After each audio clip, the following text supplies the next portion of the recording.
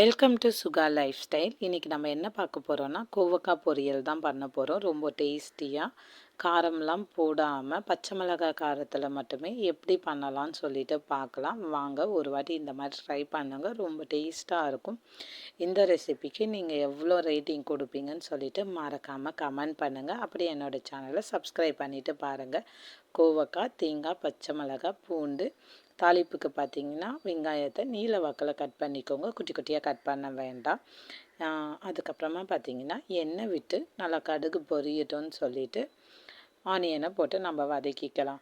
என்னோடய வீடியோ பார்க்குறீங்க, பட் நீங்கள் சப்ஸ்கிரைப் பண்ண மாட்டேன்றீங்க. கொஞ்சம் சப்ஸ்கிரைப் பண்ணிவிட்டு பார்த்தீங்கன்னா எனக்கு கொஞ்சம் நல்லாயிருக்கும். அதே மாதிரி ஃபுல் வீடியோவையும் பாருங்கள். அப்போ தான் பார்த்தீங்கன்னா நடுவில் என்ன இன்ட்டு கொடுக்குறேன்றது உங்களுக்கு தெரியும். கோவக்காய் பொரியலில் என்ன இன்ட்டுன்னு கேட்காதீங்க, மற்ற வீடியோஸ்க்கு சொல்கிறேன்.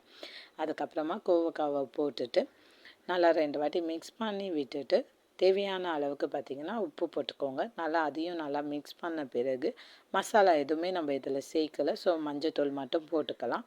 மஞ்சத்தூள் போட்டு 2 வாட்டி மிக்ஸ் பண்ண பிறகு 1/2 டம்ளர் காய் வேகிறதுக்கு தண்ணி ஒரு 1/2 டம்ளர் தண்ணி விட்டு லிட்டு போட்டு நம்ம மூடி வச்சிடலாம். மூடி வச்சு நம்ம ஓப்பன் பண்ணி பார்க்கும்போது பார்த்திங்கன்னா காய் நல்லா சாஃப்டாக வெந்திருக்கும். ஸோ ஓப்பன்லேயே நீங்கள் வேக வைக்க வேண்டாம். இந்த மாதிரி லிட்டு போடும் போது தான் பார்த்திங்கன்னா அந்த காயோட சாஃப்ட்னஸ் கிடைக்கும். இதுக்கு மசாலா பார்த்திங்கன்னா தேங்காய், 2 பச்சை மிளகாய், அதுக்கப்புறமா 4 பல்லு பூண்டு தோலோடையே போட்டுக்கோங்க. கொஞ்சம் சீரகம் போட்டு மிக்சியில் கொரன்னு அரைச்சி எடுத்து வச்சுக்கோங்க. இப்போ காய் பார்த்திங்கன்னா ஓப்பன் பண்ணி பார்க்கும்போது ரொம்ப சாஃப்டாகவே வெந்திருக்கும். ஆனால் நம்ம மூடி போட்டு வேக வச்சதால் ஒரு சில தண்ணியெலாம் அந்த மூடியிலேருந்து விட்டுருக்கும். ஸோ நீங்கள் 2 வாட்டி இந்த மாதிரி கொஞ்சம் தீயை வேகமாக வச்சு பெரட்டி விடும் போது காய் தேங்காய் போடுறதால சீக்கிரம் கெட்டு போகாமல் இருக்கும். ஏன்னா அந்த தண்ணி விட்டதோடு உங்களுக்கு இருக்கும், அதனால் பார்த்திங்கன்னா காய் கெட்டுரும்.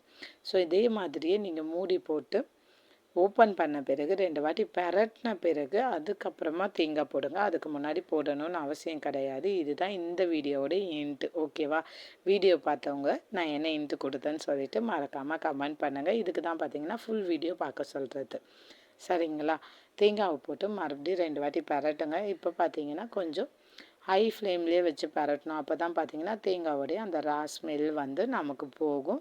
காயும் பார்த்திங்கன்னா சீக்கிரமாக கெட்டு போகாமல் இருக்கும். இதே மாதிரியே ட்ரை பண்ணுங்கள். மார்னிங் சமைச்சு நீங்கள் ஈவினிங் சாப்பிடும் போதுமே பார்த்திங்கன்னா காய் நல்லாமே டேஸ்ட்டாக இருக்கும் இந்த மாதிரி செய்கிறதுனால. கொத்தமல்லி இலை போட்டு இறக்குனிங்கன்னா சூப்பராக நமக்கு பார்த்திங்கன்னா கோவக்காய் பொரியல் பச்சை மிளகாய் ஃப்ளேவரோடு ரெடி ஆகிடும். காரம் வேணும்னா இன்னும் 2 பச்சை மிளகாய் நம்ம வச்சுக்கலாம். மறக்காமல் இந்த மாதிரியான ஈஸி சமையல் ரெசிபிக்கு என்னுடைய சுகா லைஃப் ஸ்டைல் சேனலை சப்ஸ்கிரைப் பண்ணிக்கோங்க. அப்படியே வீடியோ பார்த்தவங்க எப்படி இருந்துச்சுன்னு சொல்லிட்டு கமெண்ட் பண்ண மறந்துடாதீங்க. அடுத்த வீடியோவில் சந்திப்போம். அது வரைக்கும் பாய் பாய்.